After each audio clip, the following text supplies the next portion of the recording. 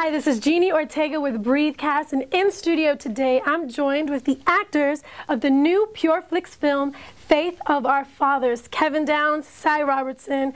Welcome to Breathecast! That's good. I'm excited to have you guys. I just saw the film. I loved it.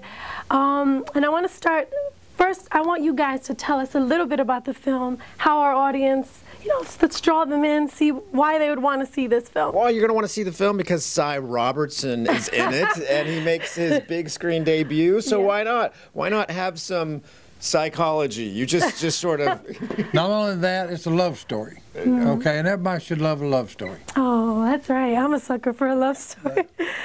So, Kevin, I want to ask you, your father, he's a soldier in the war, and the film is pretty deep. I mean, it's told from a modern-day perspective, but going back into the time of the war where your dad and his friend are just serving, and your dad's a Christian, and he's in the war. And I wanted to talk about that because I thought it was interesting in the film. This happens every day today. He pulls out his Bible, it's amongst a bunch of tough guys, and he's reading the Bible. And of course, he gets called the names, preacher boy, and whatever. How do you as a Christian deal with that? And Cy, I want to ask you as well, because your family is very famous for just being ridiculed for their faith with Duck Dynasty and all that. But if you were to say that, like I would say, young lady, you are too kind. That's what I would say, because I don't see that as I don't see it as an offense. I see it as a compliment. Absolutely a compliment. It's my honor to be able to preach the gospel to all the ends of the earth, because doesn't the Bible say do that anyway? That's right. Right? So That's exactly right. If we believe our faith, then we should embrace the opportunity to be able to share the gospel in whatever gifts that God has given us as far and as wide as we possibly can. And now that we're on the same topic, there's a phrase in the film where actually it's with your character and David A.R. White, and he calls you a Jesus freak. Are y'all Jesus freaks? Me personally, yes, I am. Okay, and like Kevin said, okay, I would say thank you very much. That's right. Okay, what an honor. Too. Okay, what an honor to be called a Jesus freak. Okay, that's right. Because look, that's what life is about, relationships. Okay, and this movie brings that out. Okay, not only does this man have a relationship, okay, with God the Father and Jesus his Son, okay, he shares it with his buddy, okay, which he's got a relationship, which is neat, okay. That's one of the things that comes out in the film, okay, is the gospel is portrayed. Yes. Okay. The other thing is the father's love for their sons, okay, and the third thing is, we're honoring the veterans that are actually served. That's beautiful. Look, I mean, the bottom line is, if you want to learn how to be a Jesus freak, watch the movie. We'll teach you how to be a Jesus freak right now. It's fun. Join the crowd. Come on. And it's not in a bashing or preachy way. It was done very creatively. No, that's the thing. Okay, if you're a Jesus freak, okay, you can't hate people. Okay, Jesus didn't hate us. Okay, he loved us. Okay, so we've got to follow his example. Okay, and like he said, people, look, being a Christian is fun. It's not boring. We're having a blast. Can't you see? We're having a good time here, okay?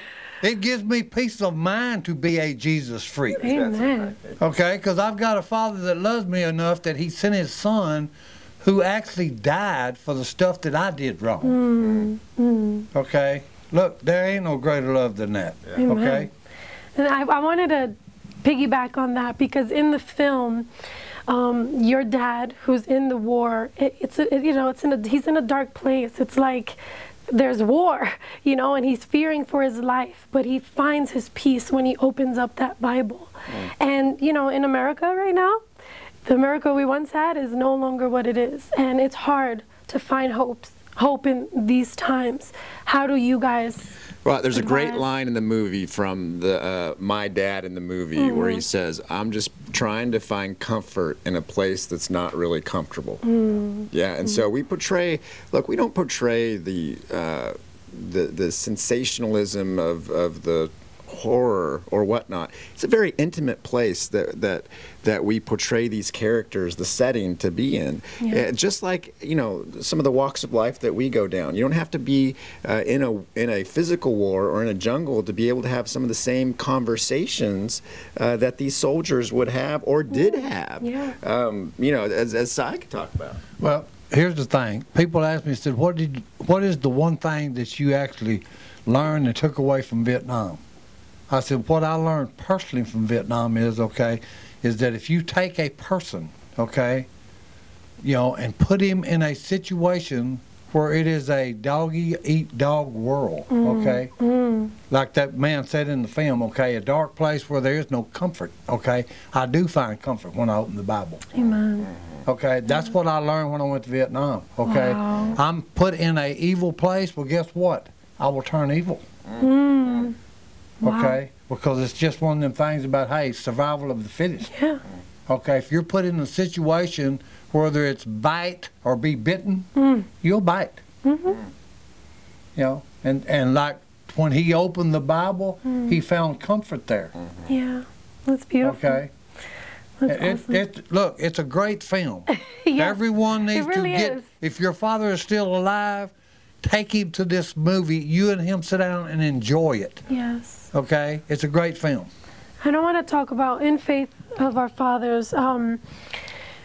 Your dad is trying to minister to his battle buddy, who just feels like he's done too much bad in his life. And then even you, when your character, you know, you play the main character alongside David, and even you're trying to be a light to David.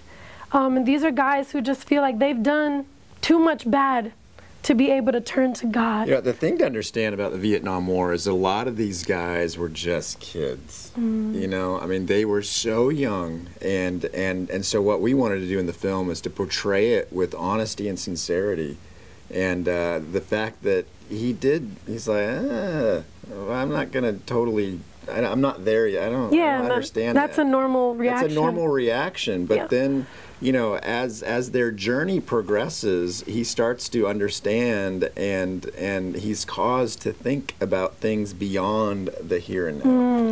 And that's some of the wonderful things that come out in the film. And you can have discussions with your dad or with your son about some of these topics, because they're not just, you know, they're not just only because you served in a war. But on top of that, for those that did serve in the war, it also provides peace and comfort and honor, which is one of the things we're getting. You know, it's in theaters right now, theaters, and veterans are loving it because they feel so honored that somebody would reach out and touch them and bless them and let them know that we are thinking about you and we want to talk about that.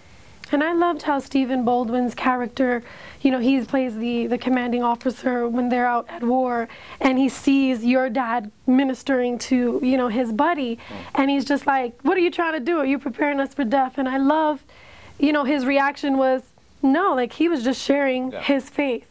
My point to the whole redeeming thing, though, like from your own perspective, or maybe you can help us understand, are we redeemable? Some people think that they're not, and I get it all the time. So, Cy, you tell us. Back to what he said about being so young. Yeah. Okay, look, you know, behind the scenes interviews, when we done the movie, they asked, you know, some interviews, you know, asked me some questions. And that was one thing I said, look, I'm not saying this in a negative way. I said we was kids, you know, 18, 19. You know, we had company commanders that was 21 that was sending people to their death. Okay, look.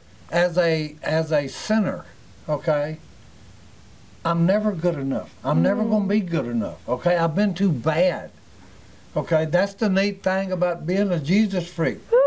You know, it's a gift from God and His Son, okay? All we've got to do is accept it, okay? We're never going to be good enough. That's the reason, you know, that's the neat thing. That's why Jesus became flesh for us, okay? He was good enough. He's big enough, okay? We don't have to do that, okay? Because we can't make it. That's right. We're never going to be good enough. You know, look, accept the gift that the Father and the Son gave you. That's beautiful. Okay? That's wonderful. That's all you've got to do. Accept it, and then look. All you've got to do, and I think everyone, no matter how bad you've been, okay, once you give your life to Jesus, okay, look, all you've got to do is keep your focus on Him, okay? He's good enough. He's done it all, Amen. Okay? He's won this war, okay? We don't have to fight it. He's won it, okay? He overcome sin. He overcome death for us, right. okay? Look, you know, my 27 years, I've yet to hear a better story, okay, of how you can be forgiven of all the sins you ever commit, okay? Then you can beat the grave, okay? That, you know, if you find a better story, come to West Monroe, because I would like to hear it. That's right. Oh, guys, thank you so much. I mean, you better preach. That's what I'm saying the whole time. Honestly, Faith of Our Fathers, that's definitely what you're going to get in the film.